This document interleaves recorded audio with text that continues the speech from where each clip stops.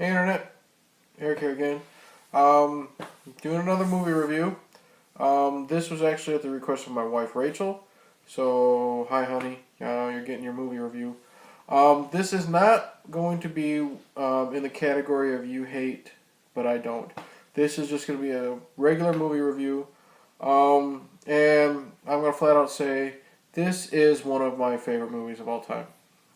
So much fun. Get that out of the way. One of my favorite movies of all time. I love it so much. Everything about it is perfect. I can't say a single shitty thing about this movie.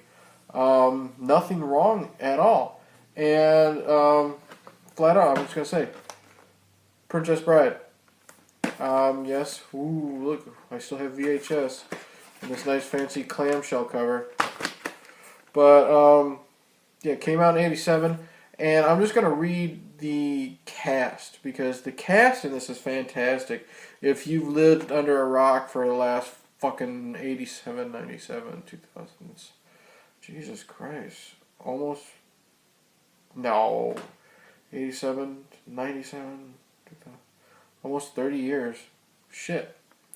We have Carrie Elways, Mandy Patinkin, Chris Sarandon, Christopher Guest, Wallace Shawn, Andre the Giant, Robin Wright, Jenny from, Forrest Gump. This is her first fucking movie. Peter Falk, Columbo with the one eyeball. Carol Kane and Billy Crystal, directed by Rob Reiner. Okay. First saw this movie as a kid when it came out, and I just absolutely fell in love with it. One of the most smart fantasy movies that's out there right now. And it was based on the book by William Goldman that came out in 1973. Okay? I've read this book twice. I normally don't read books more than once. I read this fucking thing twice because I loved it so much. So smart, so witty. Oh, God. And this book is, Jesus Christ, that old too.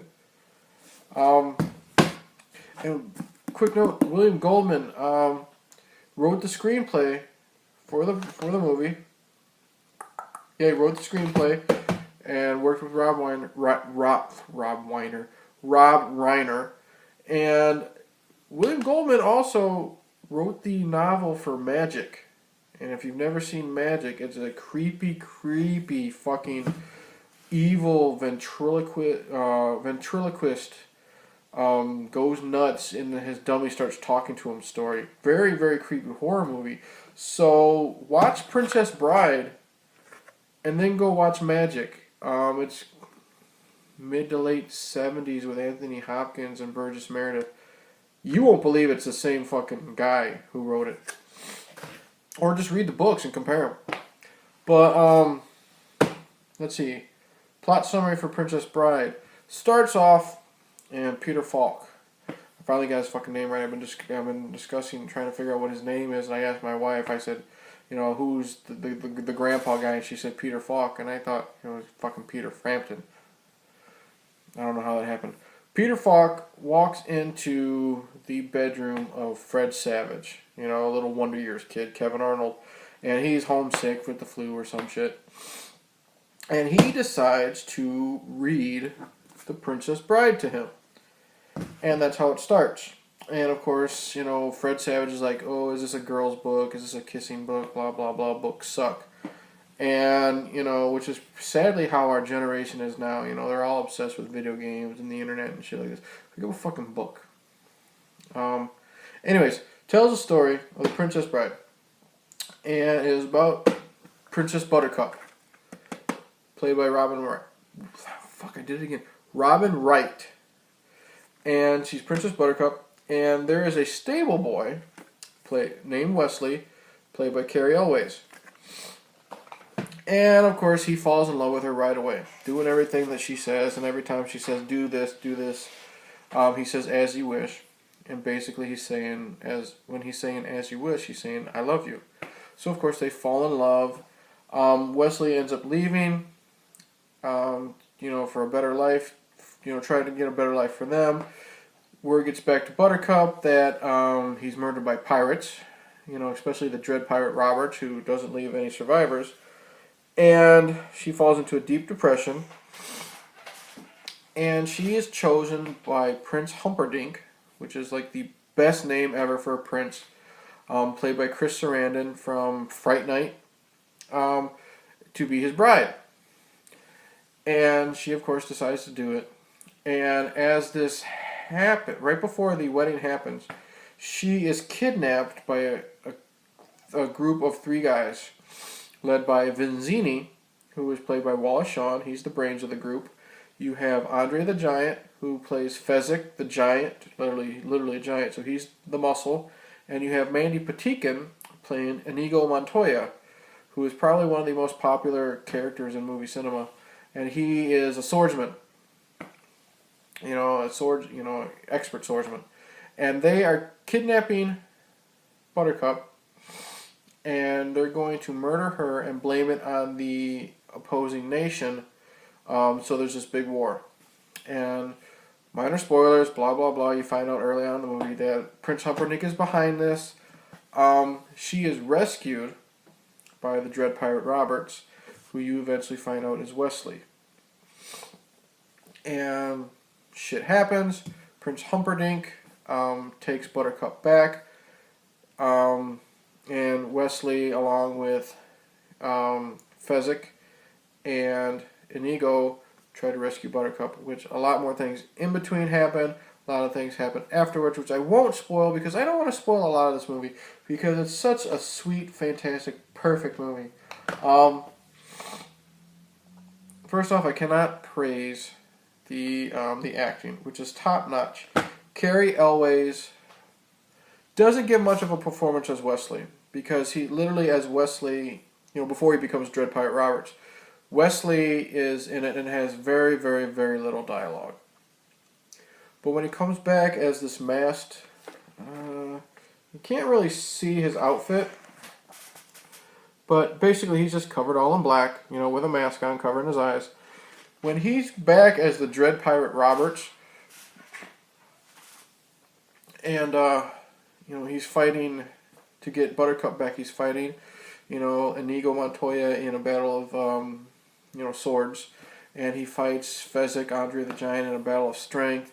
And then he fights Wallace Shawn, who's Vizzini, in a battle of wits.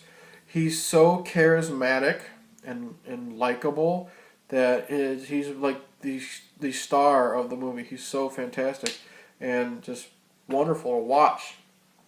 And Cary always has a little bit of a charisma. I mean, you love him in Robin Hood Men in Tights. He plays an asshole in Twister, and it's good to see him die. Oops, spoilers. Yeah, who cares? But in everything I see him, Saw, the original Saw movie, he's great. I have never seen a bad performance from Cary Elwes. Robin Wright, in her very first role, is very sympathetic, very sweet. You believe that she loves Westley. I think my favorite character, though, is obviously Mandy Patinkin as Inigo Montoya.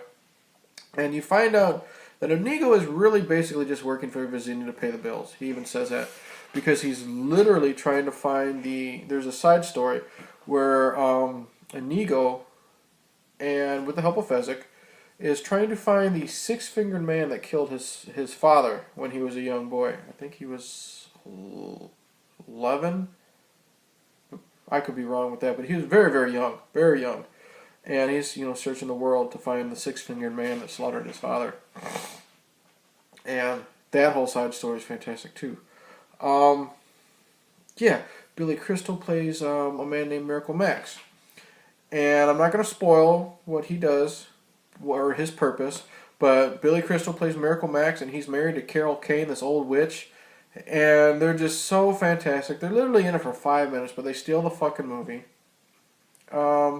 Chris Sarandon as this pompous-ass Prince Humperdink. He is perfect. Like, he's a perfect villain. Not in the sense that you're rooting for him. Like I've mentioned before in a movie review I did of Demolition Man. Like, you're rooting for Wesley Snipes. You're not rooting for Humperdink at all. He's a fucking piece of shit. You want him to get what's coming to him. But Sarandon is so good at being like this dirty, deceptive, like little weasel that you can't wait till fucking Westley beats the shit out of him and kills him. And when they have their final conflict, it's great. I love that scene. And let's see, when Westley finally, I can't even Andre the Giant. You can't understand a fucking word that man says. Because he's 7'4", he's 550 fucking pounds, and he's got a thick French accent. He sounds like he's got a mouthful of fucking marbles. But he's this sweet, lovable character that he's like a big fucking teddy bear, and he follows Inigo around like this little lost puppy, and their chemistry is great. Their friendship is genuine. It's so good, wonderful. Wallace Shawn as God. I'm going through every fucking character. Wallace Shawn as Vincini. Inconceivable. If you've ever heard someone yell that, out of the blue, it's from this movie. He's Wallace Shawn. If you've ever seen him before, he's basically the same character that you've seen him before, but turned up a whole bunch. The way Rob Reiner shoots this, wherever he shot it, oh God, the visuals are so wonderful, so good. Shit. Oh my God, I can't praise it enough. The dialogue is smart. The dialogue is crisp. The dialogue is funny. I have seen this movie, I couldn't tell you how many fucking times I've seen this movie. And I laugh at certain bits every time. There's a bit where Fezzik likes to rhyme. And there's a scene where they're on the boat. And him and Inigo are going back and forth. Inigo is saying a line, and he emphasizes the last word so Fezzik can think of what to rhyme. And they're going back and forth, and then it kind of drives Vizzini nuts, because that's all they're doing. And then, like I said, I'm not going to spoil the line, but I laugh at it every fucking time. I'm just going to call it the peanut line. And it's just now, it's from them, just trying to have some fun to purposely annoying Vizzini. And it's just wonderful. When Westley is facing off against Inigo Montoya to rescue Buttercup in the sword fight, I don't know who the hell choreographed this sword fight, but it is fantastic. I mean, I'm sure I've said fantastic probably 100 fucking times in the 13 minutes that I've been recording this, but that's what it is. This movie, like I said, it's a nice, probably a 5-minute long, fencing sword fight, and obviously Wesley's going to get the upper hand in the end. But the tension is good. I mean, and they're having their little quips back and forth, and they're making it friendly, and they respect each other, and they know they're both just doing their job, and it's great. When the short fight, like I said, it's maybe like 3 minutes when Westley takes on Fezzik, because he goes against him in order, and it's just a small, not a fight to the death, but a small fight with no weapons against Fezzik, Andre the Giant. And it's so memorable, and the lines in that movie. This movie probably has at least 20 famous quotable lines in it, because it's just that sharp of a dialogue and that memorable. God, and then there's so many. Like I said, I mentioned the memorable characters. There's some side characters that are just so memorable. You have the albino. Like literally, he was a big fat dude, who's an albino. He's all bleached white skin, who works for. I'm not going to reveal the character, but who the character actually is. But he works for the Six-Fingered Man, and literally he's in the movie for like maybe a total of 5 minutes, but he's fantastic. The priest that is going to marry Buttercup and Humperdink.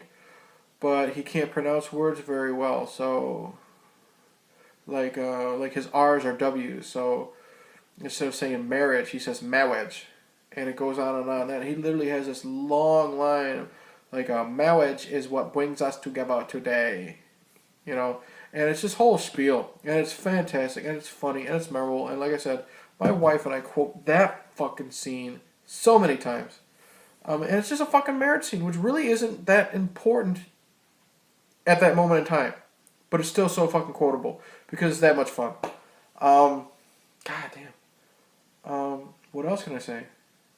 The love story between Westley and Buttercup is so genuine, so sweet, but it's not mushy and gross and like Lifetime movie-ish. And no, it's very sweet. Wesley loves her with all of his heart, and he does anything to save her, and you believe that. And she loves him with all her heart, and she can't stand being married to Humperdink, and she is just praying and praying that Wesley will save her, and it's just so believable. I mean, Carrie Elways and Robin Wright don't have a lot of screen time together. Like this movie is hour and 38 minutes, and they're on screen together maybe 15, 20 minutes. But the chemistry is so good, you don't realize that.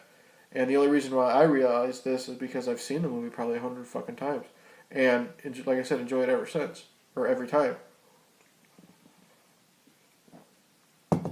So, in closing, I guess, go see this movie if you haven't. Like I said, if you're one of the 3 people in the entire fucking world, at least from my generation, who has never seen this movie, go get yourself a copy right now.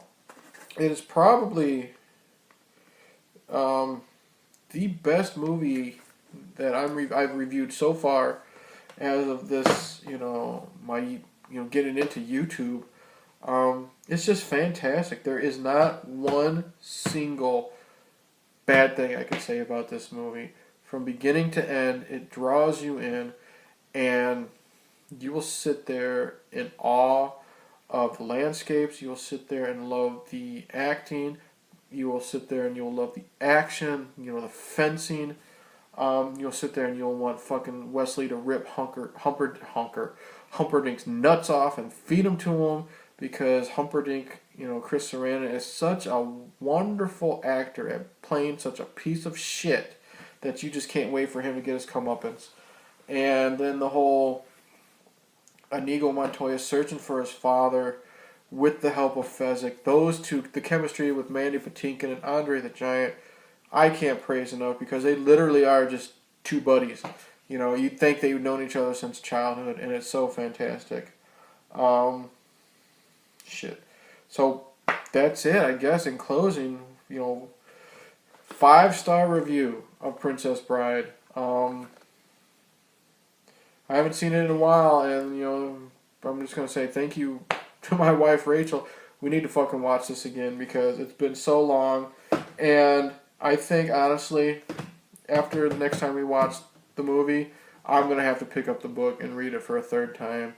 I read it once first time I read it was in high school. I've read it once since then, and I've been out of high school since '99, and it's also a 5-star book. So also, if you can, pick up the book by William Goldman. I guarantee, if you love fantasy, the genre, fuck the Lord of the Rings, and I love Lord of the Rings. Game of Thrones, I love too, but that can suck my nuts. Get The Princess Bride. This is probably the best fantasy book I've ever read. Yeah, I'm getting loud because I'm getting excited because I love this movie so much, love the book so much. So I'm just going to end it now. So in closing, I'm going to say cheers. If you enjoy what you've seen, please like the video. Please subscribe to my channel. I'm now at 20 subscribers, which is pretty cool considering I'm just a big fat bearded dude in his basement, drinking beer and talking bullshit. But I do honestly appreciate the fact that people are watching this. It's really cool that you guys are actually sitting down and watching this. And I love when you guys comment on the videos, because I love interacting with people. It's fun. I'm basically a recluse. As you can see, I'm in the fucking basement with the crickets. And I love, in general, I love, just meeting new people and talking and bullshitting about movies in general or whatever of, like, I have different, I guess, what do they call them, playlists in my YouTube channel. So I have movie reviews and random videos and shit like that. And I just love interacting with people. And if you have a request for me to watch and review a movie, go ahead and tell me. What's the worst that could happen?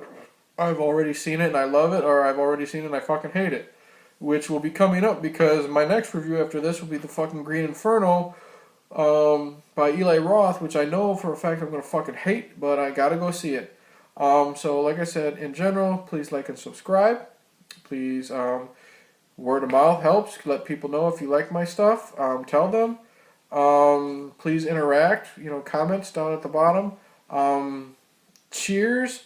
And seriously, go watch this movie. I can't praise it enough for the millionth time.